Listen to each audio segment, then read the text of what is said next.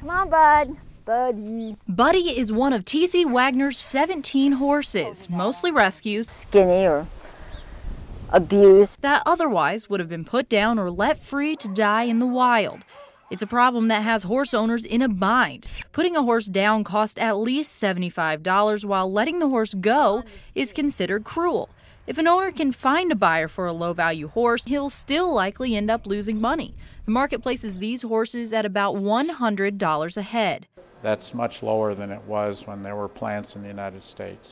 Bringing back the horse processing plants would let owners turn a profit on horses they can no longer use. That same 1,100, 1,200 pound horse would be worth a minimum of $600, $700, maybe even $800 or $1,000. In U.S. plants, the majority of the meat would go overseas for human consumption, but the plant will be here. And attorney Cynthia McPherson worries about the payoff for Missourians. This doesn't help the economy. It doesn't help anyone in the state of Missouri. Wallis claims the plant would help, bringing jobs to an unnamed small town she says has a high unemployment rate. Could be up to 100 eventually, but initially about 40. Wallis made the same jobs promise to Mountain Grove, a city of 4,800 with an unemployment rate that sits just above 9%. But she faced outrage and opposition from many citizens. They don't want to see horse or think about it, or have, loads of horses going up and down 60. When Wallis ultimately decided Mountain Grove wasn't a good fit for her plant, it left Missourians wondering. Well, who wants to have that job? I think what they'll do is some people might, try their hand at it and then get in there and oh, I don't think so.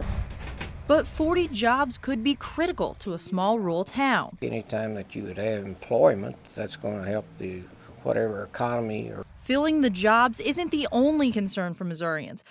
Buggy. Opponents also worry about their property values. Oh, they'll hit the ground. We took a look at one of the last slaughterhouses left in the United States. It's about 350 miles away in DeKalb, Illinois. We compared the sale prices of neighboring buildings before the plant opened and then before and after the plant closed.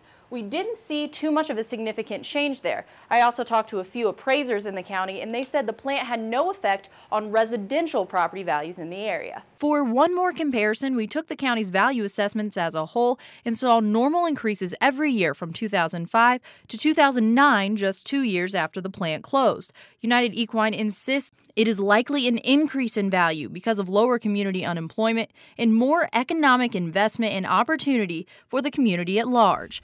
But McPherson has her doubts about the project's financial backing. In a plant as proposed by Sue Wallis would take a full-time inspector. There's no money to pay them. Wallis would not disclose her financial plan details, but says Missouri tax incentives and tax dollars combined with the company's cash will make the plant work. We're finally going to be able to bring some common sense and real gains in the horse industry back to the United States where we think it belongs. The Americans don't want this, and it's wrong. Wallis says her plant will be up and running by the end of the summer. Jessica Smith, KOMU 8 News, Mountain Grove.